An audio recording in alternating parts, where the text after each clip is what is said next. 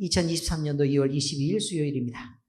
엘림교회 수요 성경 나눔은요, 성도들이 살아가는 여러 갈등과 고민을 함께 이야기해보는 시간입니다.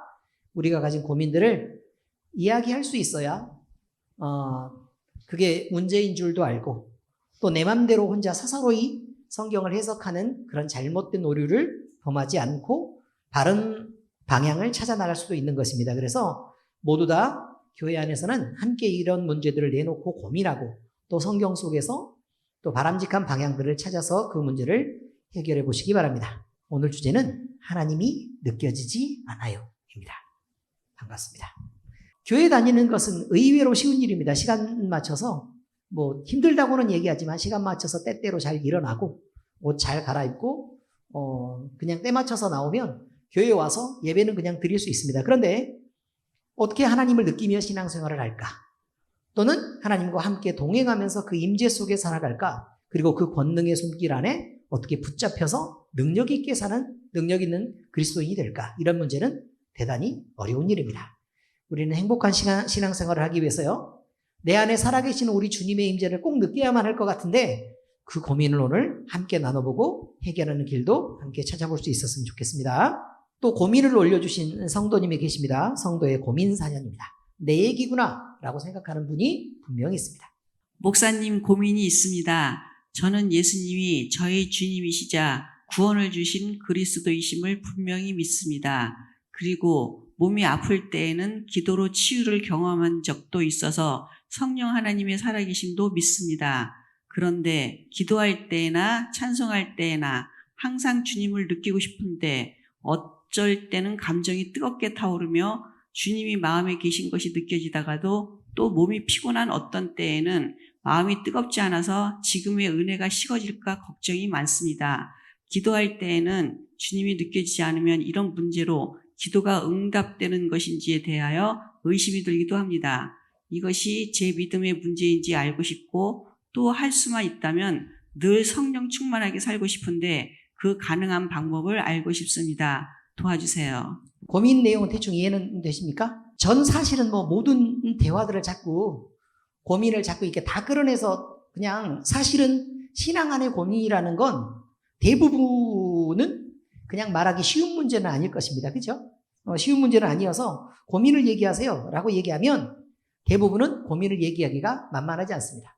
그런데 우리는 그 고민들을 여기서 이야기하는 중에 잔잔하게 그냥 그저 생각만 하시고 답을 얻어도 그냥 괜찮겠다 싶어서 이런 말씀을 드립니다. 자, 이제 성경 속에요, 어떤 에피소드가 하나가 있습니다. 자, 그 말씀을 드리겠습니다. 하박국이라는 선지자의 이야기입니다. 자, 하박국은 하나님 앞에 호소를 드립니다. 어떤 호소를 드리냐면 하박국 1장 2절 같이 한번 읽어보실까요? 시작. 여호와여, 내가 부르짖어도 주께서 듣지 아니하시니 어느 때까지리이까? 내가 강포로 말미암아 외쳐도 주께서 구원하시지 아니하시나이다. 하박국은 선지자죠. 선지자면 하나님이 부르신 선지자 아닙니까?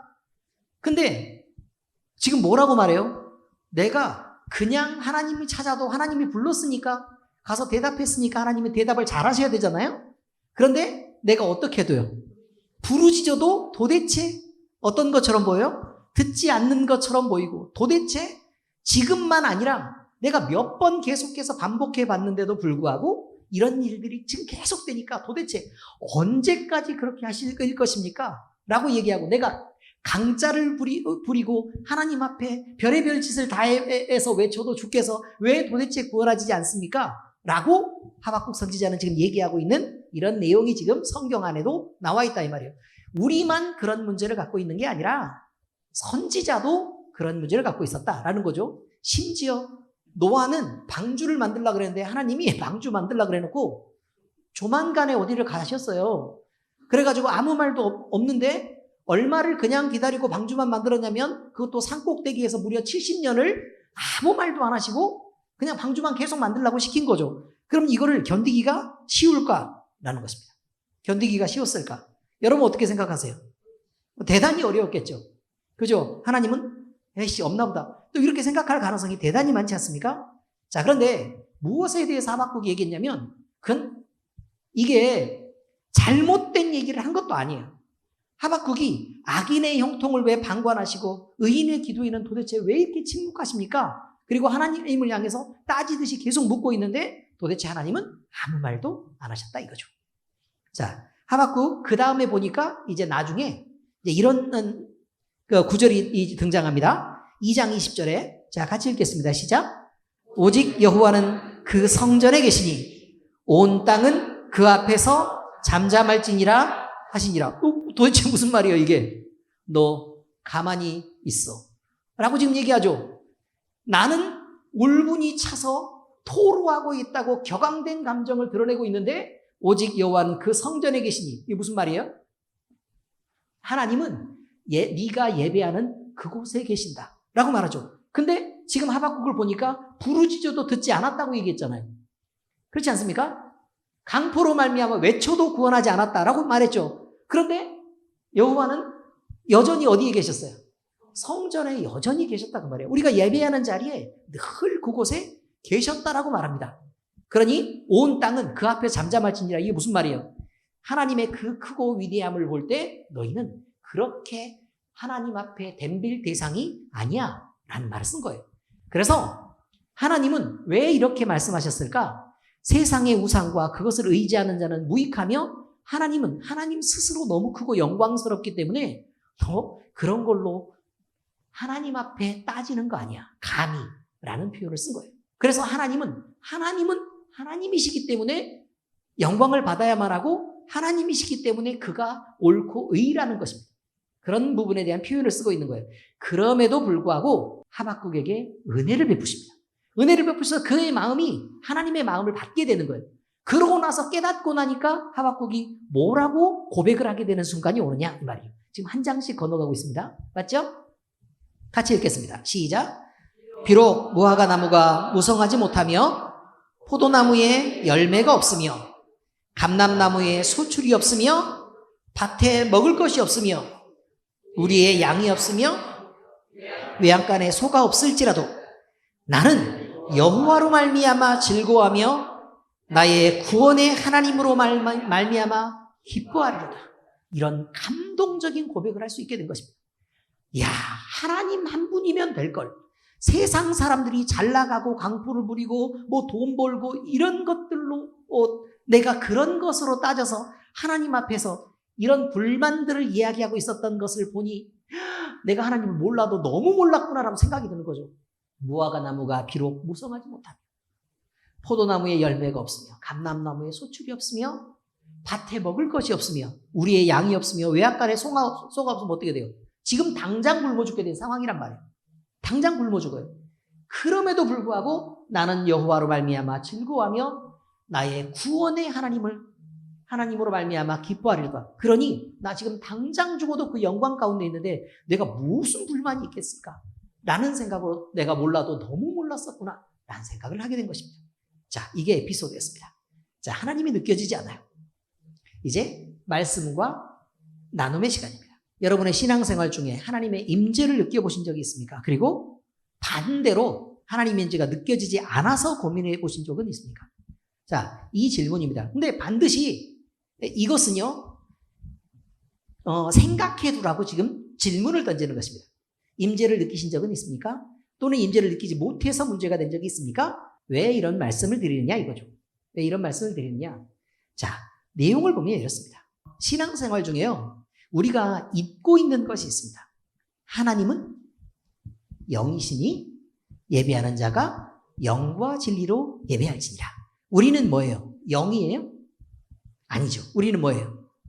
지금 현재 느끼고 있는 것은 육신입니다. 의미를 이해하시겠죠? 우린 육신입니다. 자, 그런데 세상에 우상이 만들어지게 된 경로라는 게 있습니다. 우상이 만들어진 경로가 뭐냐면 그 경로는 영이신 하나님을요, 우리의 육신의 모양대로 만들어내고 싶었던 것입니다. 왜냐하면 느끼고 싶어서. 이해는 되시죠? 왜 느끼고 싶었을까라는 거지. 왜 느끼고 싶었을까요? 하나님을 죄로 인해서 잃어버렸기 때문입니다. 이해는 잘 되시죠, 이제?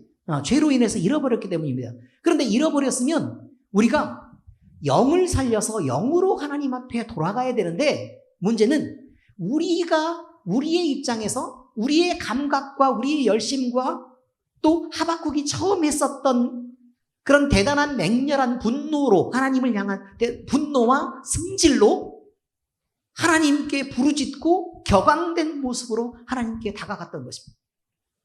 그래서 하나님, 금송아지를 만드는 그 순간에서도 그들은 무엇을 얘기했냐면 우리 다른 거 만든 거 아니에요.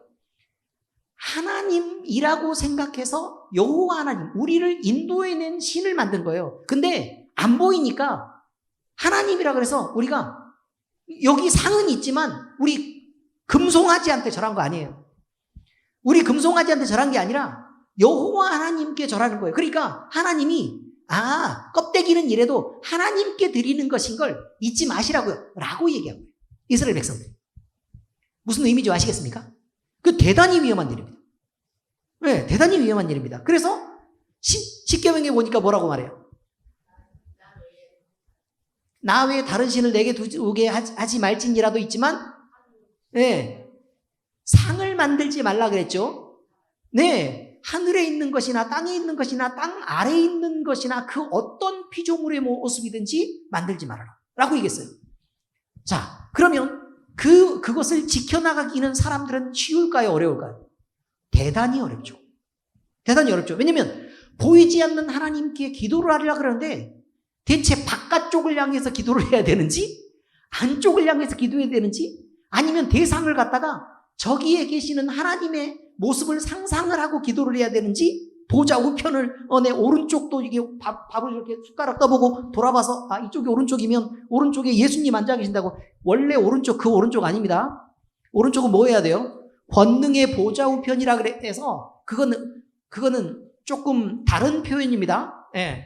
그런데 어쨌든 거기 오른쪽을 상상해서 예수님이 또 하나님은 서 계시고 또 예수님은 그 앞에 보좌에서 또 딱 앉아있는 그런 모습을 상상하고 이렇게 하다 보면 결국 육신의 모습으로 계속 예수님과 하나님을 만들어내는 거예요. 내가 계속 만들어내는 거예요. 의미를 이해하시겠어요?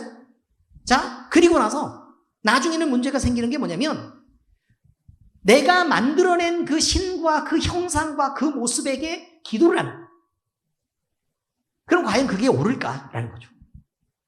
그게 옳은 일일까? 심지어 천주교에서도 성화를 보고 기도하는 것은 뭐라고 얘기를 했었어요? 원래 우상숭배라고 얘기했습니다. 근데 교황권의 강화를 위해 다시 돌이켜서 지금 저 짓을 하고 있는 거지만 원래 기독교 교리에 의하면 그것은 바르지 않습니다. 성화를 향해 기도하는 것. 개혁교단이라고 얘기하는 교단들 있잖아요. 근데 그 개혁이라고 얘기하면 성경으로 돌아가자입니다. 성경으로 돌아가자. 그런데 그 개혁교단에서는 우리처럼 강단이 높지 않아요. 되도록 강단을 낮추려고 합니다. 그리고 오히려 성도들이 극장처럼 이렇게 만들어진 극장처럼 만들어진 교회 있잖아요. 이런 모양처럼 교회를 지으려고 노력해요. 왜냐하면 강단이 높아지면 목사의 권위가 성도들보다 높아서는 안 된다는 거죠. 사실은. 그 다음에 십자가도 우리 지금 십자가 여기 강대상에 있네요. 십자가 뒤에 십자가 거는 거 있잖아요. 이런 것도 되도록 없애려고 합니다. 왜냐하면 그것마저도 우상숭배가 되니까. 십자가마저도 우상숭배라 이 말이에요. 십자가마저도. 그 모습을 그대로 따라 사는 건 뭐마저도 우상숭배다? 십자가마저. 그렇다고 또 밖에다가 십자가를 안 걸면 교회인 줄 모르니까 그런 거라 요 정도 의미면 돼요. 요 정도 의미면. 무슨 말인지 알겠죠? 저게 공동묘지인가 교회인가? 불을 켜놓으면 교회입니다. 불 꺼놓으면 공동묘지라 이 말이에요. 대충 이해가 되셨죠? 네, 그런 의미입니다. 그러니까 여러분 그 어떤 형상이든지 만들지 말고 하나님은 있는 그대로를 만나야 여러분이 진짜 하나님을 만날 수 있다라는 것을 늘 생각해 보셨냐라는 것을 질문하고 있는 것입니다. 두 번째입니다. 그렇다면 여러분은 이런 순간에 어떻게 이런 상황에 대처하셨습니까? 지금 또 하나님이 느껴지지 않아서 힘들고 그러지는 않습니까? 안 힘들어요? 난 힘든데. 하나님이 느껴지지 않는 순간 힘들어요. 다윗을 보세요. 다윗이 하나님을 몰라서 힘들었던 거 아니에요. 하나님이 느껴지지 않는 순간은 그 분리 때문에 고통스러운 거예요. 하나님과 함께 연합하고 있다고 생각하면 너무 좋은 거죠. 그렇죠? 그러니까 다윗의 시편들을 계속해서 이렇게 보시면 그 안에서 나타나는 너무 신기한 일들이 있어. 맨날 다윗은 하나님과 같이 동행을 했단 말이죠. 그럼에도 불구하고 다윗은 동행을 했었기 때문에 그가 없는 결핍을 훨씬 더 많이 느꼈던 사람이라는 거예요. 동행을 했기 때문에. 예를 들어 엄청 사랑에 빠진 어떤 사람이 있어요. 그러면 사랑에 빠진 사람은 상대방이 옆에 없으면 못 견딜 만큼 외로워하겠죠. 그렇죠? 근데 사랑하지 않아요. 그럼 그저 물놀이나 하고 쉬고 그냥 밥이나 먹고 그냥 그딴 식으로 살면 되는 그런 시간들을 보내게 되는 거란 말이에요. 오늘 김종철 장로님 얼굴 빨개져가지고 나타났잖아요. 오랜만에 전봉수 목사님 만나가지고. 또 김경수 장로님도 또 얼굴 빨개져가지고 밖에서 꽁꽁 얼어서 얼굴 텄다는 얘기를 못하겠고. 그냥 그렇습니다. 여러분, 바로 이런 것입니다. 우리가요, 현상에 집착하게 되는 경우들이 생겨요. 무슨 말이냐면, 하나님은 우리가 이제 이런 생각들을 해봐야 될 필요가 있대요. 하나님이 있는 그대로 우리에게 은혜를 주실 때, 우리는 그대로를 수용하는 사람인가? 아니면 내 감각에 맞춰서 조종을 하려고 하는 사람인가? 라는 거죠. 현상에 집착하고, 밖에 나타나는 무엇인가, 뜨거운, 변화, 아니 병 고쳐지는 사건들도 마찬가지예요. 물론 우리가 질병에 걸렸으면 병이 나아야 되겠죠. 기도하면 병이 나아야 되겠지만, 혹시나 그렇지 않다고 하더라도 말이죠. 병이 안 낫는다고 할지라도, 그리고 내 몸이 여전히 아파 있다고 할지라도, 하나님 앞에 여전한 영광을 돌릴 수 있는 하박국과 같은 신앙을 회복할 수 있어야 바람직하지 않냐라는 부분에 대한 얘기를 말씀드리는 것입니다. 세 번째, 성경이 가르치는 성령의 임재는 어떤 것인가? 이것에 대해서 우리는 바로 알아야 될 필요가 있다. 이거죠? 자, 이제 성경의 대답을 쓰겠습니다. 여러분, 함께 읽겠습니다. 시작.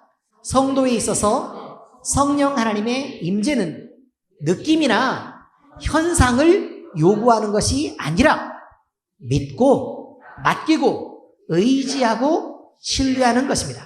한 번 더 읽어도 될까요? 자, 시작. 성도에게 있어서 성령 하나님의 임재는 느낌이나 현상을 요구하는 것이 아니라 믿고 맡기고 의지하고 신뢰하는 것입니다. 자, 이것입니다. 자, 그러니까 결국 우리는 이제 이런 대답을 하게 된다는 것입니다. 자, 첫 번째, 성령 세례에 대하여 성경이 분명히 얘기하고 있습니다. 성령 세례. 이게 성령 하나님이 세례로 와서 그 마가의 다락방에서 불의 혀같이 갈라지면서 각 사람에게 이렇게 임합니다. 그때 120문도가 한꺼번에 다 성령 세례를 받습니다. 근데 그 성령 세례는 인생에서요, 단 한 번 임하는 것입니다. 몇 번 임하는 거라고요? 단 한 번 임하는 거예요. 한 번 임하고 성령 하나님이 들어오셨습니다. 그러면 하나님은 그냥 여기에 계시는 것입니다. 늘 매번 성령 세례 주세요, 성령 세례 주세요, 성령 세례 주세요. 그렇게 하지 않아도 늘 여기에 계셔요. 근데 내가 하나님 편에 마음을 두고 있으면 그 성령 하나님이 느껴지기도 하고 항상 동행하면서 그렇게 살아가는 거지만, 내가 반대편을 보면서 성령 하나님 어디 계세요? 라고 얘기하면 안 보이는 것일 뿐입니다. 그리고 우리 속에서 역사하는 성령 하나님은 이렇습니다. 내 육체적인 감각으로 느껴지지 않는다 할지라도 계시는 것이 맞다는 것입니다. 이해가 되십니까? 자, 내 육체적인 감각으로, 왜냐하면 하나님은 영이시기 때문에 우리가 영적으로 민감해서 영적인 감각을 갖고 있어야 하나님을 느끼는 거지, 우리가 영적이 아니고 점점 내 육신의 것으로 계속해서 영적인 것처럼 착각해서 하나님을 요구하기 시작하면 육신의 감각으로는 잘 안 느껴진다 이 말. 오히려 하나님이 덜 느껴지는 경우들이 생깁니다. 자, 우리 안에 오신 성령은 하나님을 가르쳐 알게 하는 일을 합니다. 그리고 예수님을 주와 그리스도로 믿게 하고 우리를 그리스도로 본받아 거룩하게 견인하시며 여러 능력으로 치유와 축사의 기적을 행합니다. 그리고 대표적인 일 하나가 교회에 덕을 끼치게 합니다. 이게 굉장히 중요합니다. 고린도전서를 읽어보면 교회에 대해서 나와 있죠. 그죠? 교회에 대해서 나왔어요. 성령과 은사에 대해서 너무너무 많이 나와 있습니다. 근데 그 성령과 은사에 대해서 끊임없이 반복되는 것은 교회의 질서와 권위, 그리고 교회에 덕을 끼치기 위해 이렇다. 그것이 하나님께 영광이다라는 말을 끊임없이 반복하고 있는 걸 잊으면 안 됩니다. 그래서 우리가 잘난 것으로 하나님이 영광 받으시는 것이 아니라 예수 그리스도가 머리가 되신 그 교회 안에서 우리가 어떻게 연합해서 하나님께 아름다운 것을 드리느냐로 우리가 하나님의 성령을 따라가는 사람인가 아닌가를 아는 것입니다. 자, 두 번째 얘기가 있습니다. 성령의 증거와 역사에 대해서 또 성경은 얘기하고 있습니다. 성령 하나님이 내 안에 계시면요, 여러 증거도 나타나고 역사도 일어난답니다. 그렇죠? 없으면요, 안 나타나겠죠. 없어도 나타날 수 있나요? 안 나타나겠죠. 있어도 안 나타날 수도 있나요? 그렇습니다. 바로 그것입니다. 있어도 안 나타나는 순간 때문에 없다고 생각하는 수가 있다는 것입니다. 그러니 그것은 주의해야 된다는 거예요. 이해가 잘 되시죠, 이제? 네, 그렇습니다. 자, 그러므로 우리는 성령이 우리 안에 계시는 증거들이 나타나게 된다는 것을 알아야 되고, 이것이 성령의 열매라고 성경은 표현하고 있습니다. 자, 갈라디아서 5장 22절에서 23절 맨날 아는 얘기죠? 자, 같이 읽겠습니다. 시작. 오직 성령의 열매는, 자, 그러면 성령 하나님이 계셔서 자연스럽게 나타날 수밖에 없는 것은, 시작, 사랑과 희락과 화평과 오래 참음과 자비와 양선과 충성과 온유와 절제니 라고 되어 있어요. 그리고 성령이 계시면 이 같은 것들은 나타나지 않을 방법이 없다, 이렇게 말이죠. 나타나지 않을 방법이 없다. 근데 제일 중요한 게 어떤 것 같아요? 뒤로 가면 갈수록 부등호가 커져가는 것입니다. 수준도 뒤로 가면 갈수록 점점 높아져요. 여러분, 사랑이 제일 어려운 것 같죠? 그러나 가장 기본이 되는 것입니다. 가장 기본이 되는 것입니다.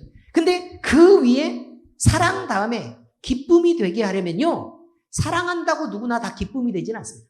사랑하고 울고불고 하는 사람들도 많이 있습니다. 왜냐하면 사랑에 집착이 끼고 욕심이 끼면 그렇게 되죠. 그래서 기쁨이 되게 하려고 하면요, 나를 향한 사랑이 아니라 서로가 사랑할 수 있어야 합니다. 이해가 되시죠?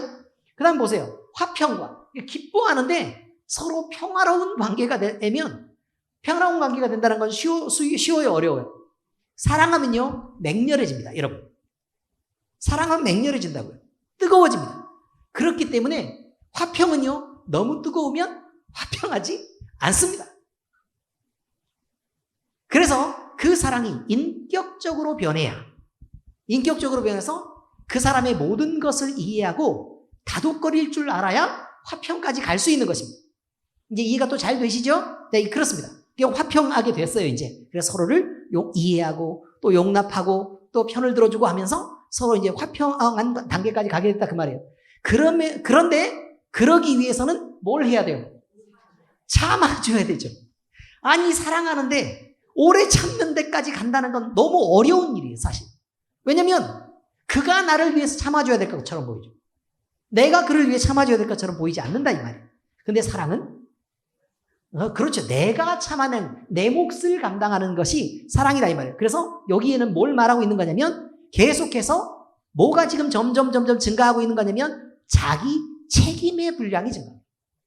자기 책임의 분량이 증가한다. 그래서 내가 하는 말 때문에 상대방이 어떤 피해를 입고 있는지, 상대방이 어떤 어려움을 겪고 있는지를 생각해야지, 무조건 난 내 생각에 잘했어 라고 고집하기 시작하면 애초에 여기에 끄트머리에 있는 것입니다. 이해가 되십니까? 아니면 여기까지도 오지 못하고 있는지도 몰라요. 오히려 지금 내 안에 성령이 아니라 내 욕심과 내 기준으로 가득 찬 짓을 하고 있을지도 모른다, 이 말이에요. 자, 오래 참았죠? 그 다음은 뭐를 해야 돼요? 오래 참았으면 그 다음에 내가 따뜻함을 베풀어야 된다. 참기만 해서는 안 되죠. 참으면서도 따뜻함을 베풀어야 된다, 이 말이에요. 그리고 따뜻함을 베푸는 것만으로 끝나는 게 아니라 뭐도 해야 돼요? 더 선한 일을 권하고, 그 다음에 하나님께 마음과 몸과 물질을 들여서 충성을 하고, 온유는 그것이 아니라 내 뜻으로 그게 되는 것이 아니라 말씀에 길들여지고, 절제는 그 모든 것들 위에 다 교회의 질서와 또 아름다운 덕을 위해서, 또 하나님께 드리는 영광을 위해서 이렇게 절제할 수 있는 것이 가장 높은 단계의 성령의 열매인 것을 우리는 잊지 않아야 된다, 이런 말입니다. 성령의 증거와 역사에 대해서 성령 하나님이 계시면 이것을 노력해서 되는 일이 아니라 뭐 하고 있는 거라고요? 자연스럽게 이루어지고 있어야 됩니다. 이게 안 돼 있으면 우리는 성령의 열매가 안 맺고 있네 라고 생각해야 돼요. 뭔가 현상을 느끼고 안 느끼고의 문제가 아니라 이거 안 되고 있네 라고 느껴야 되죠. 그럼 성령의 열매가 안 맺히고 있다면 우리는 그 전 단계로 넘어가야 되죠. 그 전 단계 뭐예요? 내가 성령의 나무인가? 성령 사람인가?를 먼저 생각해야 돼요. 성령의 사람인가? 나는 무조건 성령 사람이라고 무조건 확신하고 있는데 얘네가 없어. 그러면 여러분 돌아가야 여러분이 살 길이 열린다는 거예요. 돌아가야 안전해요. 그래서 확인해야 된다고. 자, 그럼 성령이 뭐야? 내 안에 성령이 계시는지를 잘 모르겠어. 이상해. 아무래도 열매 맺는 게. 그러면 여러분 내가 두 가지예요. 성령을 받았는데 딴짓을 하고 있든지 아니면 진짜 성령을 못 받았든지. 근데 그 못 받았는데 그 못 받은 것을 내가 감정으로 그때 어느 순간 뜨거워졌는데 그걸 받았다고 착각할 수도 있단 말이에요. 그럼 망하는 거예요. 못 받았는데 받았다고 착각하면 망하는 거라고. 이해가 잘 되십니까? 그렇기 때문에 여러분을 살리기 위해서 제가 충고를 하는 거예요. 아니면 돌아가세요. 돌아가요. 돌아가서 확인하셔요. 그래서 너희가 믿음 위에 서 있는가를 너희 자신을 시험하고 확증하라는 말이 있는 거예요. 확증. 돌이킬 수 없을 만큼 아무리 부인하고 싶어도 부인할 수 없는 그 증거까지 가야지만 여러분이 구원에 대해서 분명해지는 거예요. 의심시키는 게 아닙니다. 확증하라고 얘기하는 것입니다. 자, 세 번째 이야기입니다. 믿음에 대해서도 성경은 얘기합니다. 그러므로 우리는 성령 하나님을 믿고 맡기고 의지하고 신뢰해야 됩니다. 그래서 이것이 안 되면 문제가 생긴다 이 말이에요. 나 자신을 믿고 나에게 모든 걸 맡기고 나 자신이 기준이 되고 내 자신을 신뢰해서 나는 절대 실수가 없어라고 주장하는 사람은 이미 성령의 사람이 아니라 누구의 사람이라고요? 자기 자신의 사람이죠. 그렇죠. 자기 자신의 사람이고 이건 성령의 사람이 아니라 사탄 마귀 새끼입니다. 분명히 말씀드립니다. 자, 현상과 감각에 의지하는 것은 잘못된 신앙입니다. 여러분, 하나님은 영이시라고 분명히 얘기합니다. 보이는 신을 찾던 이들이 금송아지를 만들었습니다. 야고보서 1장 16절에서 17절 같이 읽겠습니다. 시작. 내 사랑하는 형제들아 속지 말라. 온갖 좋은 은사와 온전한 선물이 다 위로부터 빛들의 아버지께로부터 내려오나니 그는 변함도 없으시고 회전하는 그림자도 없으시니라. 우리가 볼 때는 안 보인단 말이에요. 안 보여요. 회전하는 그림자도 없어요. 그저 빛이. 무슨 의미인지 아시겠습니까? 그저 빛이란 말이에요. 그런데 빛들의 아버지께로부터 오니까 그저 빛이에요. 그런데 우리는 뭘 찾고 있어요? 빛인데 형상을 찾고 있어요. 여러분, 빛이요. 우리 눈에 어떤 형상으로 들어오려고 하면 빛이 걸려야 됩니다. 의미를 이해하십니까? 빛이 걸려야 됩니다. 왜 이게 이렇게 컵으로 보이는 줄 아십니까?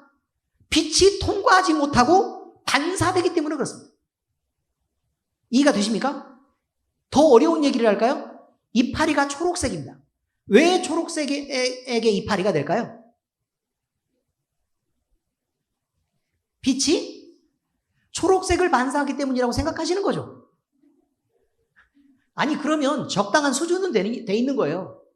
빛이 초록색을 반사하는 게 아니라 사실은 더 어렵게 얘기하면 가시광선의 빛들만 색깔을 냅니다. 가시광선, 눈으로 볼 수 있다. 비서블이라고 얘기해요. 못 알아들었어요? 눈으로 볼 수 있다라고 얘기한다고요. 가시광선의 빛들이 모이면 투명한 빛이 됩니다. 이해가 되셨죠? 가시광선의 빛이 모이면 무슨 색깔이 된다고요? 투명한 빛이 돼요. 그런데 그 중에 녹색이 빠져나와서 우리 눈에 들어온다는 건 녹색의 보색의 빛을, 그 반대쪽의 빛을 흡수하기 때문입니다.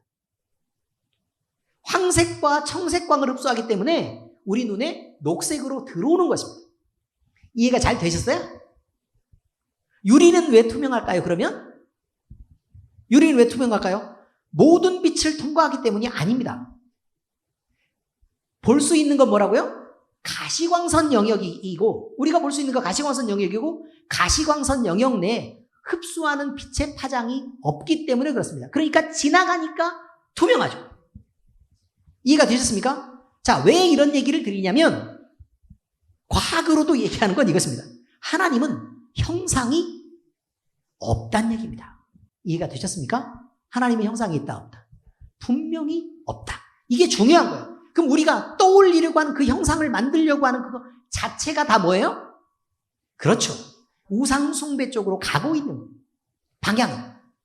하나님은 형상이 없다. 그리고 회전하는 그림자도 없다는 건 우리가 볼 수 있는 그 어떤 빛도 중간에 막힘이 있다 없다? 없다는 얘기예요. 그러니까 전혀 형상으로는 나타날 수가 없는 존재가 하나님이시다. 그런데 영원히 그렇다라고 얘기하고 있습니다. 영원히 그렇다. 우리는 이것을 잊지 말아야 됩니다.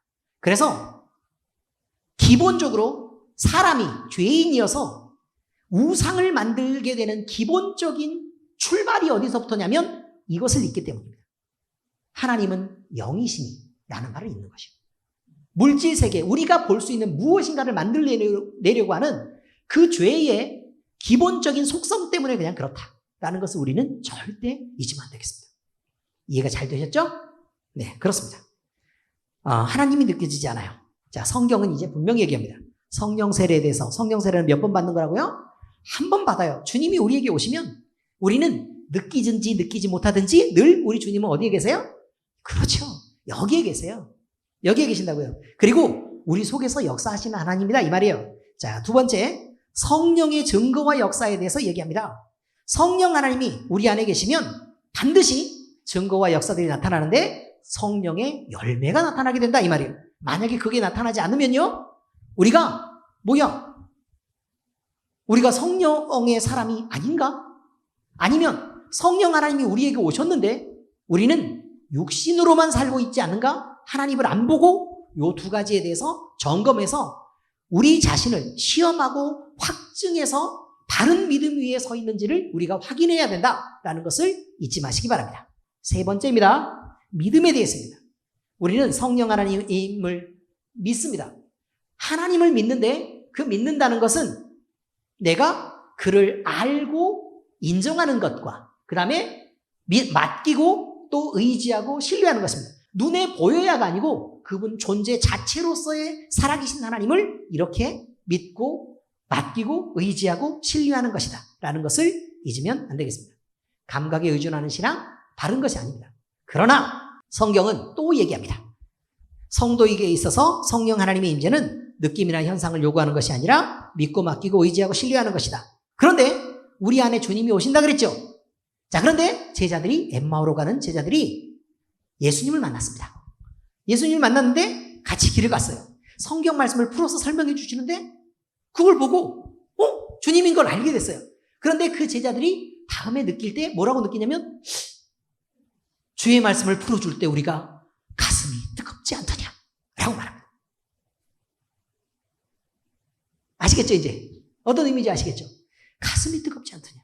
여러분, 우리 안에 계신 주님은요, 우리에게 영이기 때문에 느낌은 주실 수 있습니다. 느낌. 그래서요, 가슴에 손을 얹고 눈을 감고 주님을 많이 느끼시기 바랍니다. 그러면 우리 안에 계시는 우리 주님이 분명히 스스로 살아계신 하나님, 여호와의 이름이 뭔 줄 아세요? 여호와? 하나님의 이름이 여호와죠. 여호와의 뜻이 뭔데요?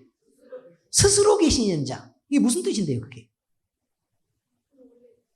원래부터 계시던 분이라 이 말이에요. 그러니까 누가 만들 수 있는 분이 아니라 이 말이에요. 만들어진 신이 아니라 라는 의미이기도 하고, 그 다음에 스스로 계신 자, 이름이 없다는 거예요. 여호와 하나님의 이름이 여호와인 줄 아는 사람들은 여호와를 잘 모르고 있는 것입니다. 하나님의 이름은요, 이름이 없는 분입니다. 그 뜻으로 여호와라고 얘기하는 것입니다.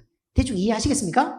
다시요. 하나님은 이름이 있다고요, 없다고요? 없어요. 그 하나님을 우리가 믿고 섬기는 것입니다. 그래서 하나님 아버지라고 얘기할 때 하나님이라고 여러분이 이름을 지칭하는 순간 사실은 그 느낌에서요, 하나님이라고 이름을 지칭해버리면 축소시키는 느낌이죠. 그죠? 그렇게 하는 거 아닙니다. 기도할 때도 마음을 확 열어둬야 돼요. 그래서 온 천지에 가득한 하나님의 신성에 대해서 우리가 같이 느끼고 그러면서 하나님을 하나님이라고 부를 수 있어야 여러분이 바르게 하나님을 찾고 있는 것입니다. 스스로 계신 하나님입니다. 반드시 우리가 원할 때 죽은 신들은 자기 자신을 증명할 길이 없습니다. 그러나 하나님은 스스로 살아계시기 때문에 우리에게 반드시 말씀하시고 또 우리에게 찾아오셔서 당신을 가르치실 것입니다. 그것을요 성경에서는 계시라고 얘기하고 있습니다. 여러분 끝났습니다. Good night, friend. 찾아봤습니다. 행복하고 아름다운 꿈을 꾸는 이 밤이 되시기를 바랍니다. 기도하겠습니다. 하나님 아버지 감사합니다. 우리가 죄인이기 때문에 늘 육신 안에 머물러 있던 그 습관들이 있어서 거기서 우리가 벗어나지 못하고 늘 하나님을 만날 때도 영이신 하나님 자체로서 하나님을 섬기지 못하며 그래서 아버지 하나님 우리가 늘 감각이나 현상에 의존해서 우리 눈에 보이는 하나님이 아니면 우리가 불안해하고 우리 손으로 만져지는 하나님이 아니면 늘 우리가 불편해하는 경향이 있었음을 고백합니다. 그러나 이 모든 것들은 우리의 죄의 습관이며 우상을 섬기려 하는 죄로 만들어가는 나쁜 습성인 것을 우리가 이제 배우고 알게 되었습니다. 아버지 하나님, 이제 우리는 영이신 하나님을 있는 그대로 인정하고 우리 주님께 우리 자신을 내어드리며 믿고 신뢰하고 의지하고 섬기는 일을 다 할 수 있도록 주께서 우리를 이끌어 가시옵소서. 아버지 하나님, 우리가 성령의 사람이면 성령 하나님께서 우리 가슴 가운데 말씀하시는 말씀을 듣게 하시고 성령 하나님과 같은 방향을 바라보고 그래서 아버지 하나님이여 주님을 향해서 우리가 점점 잘 자라갈 수 있도록 주께서 우리를 인도하여 주시옵소서.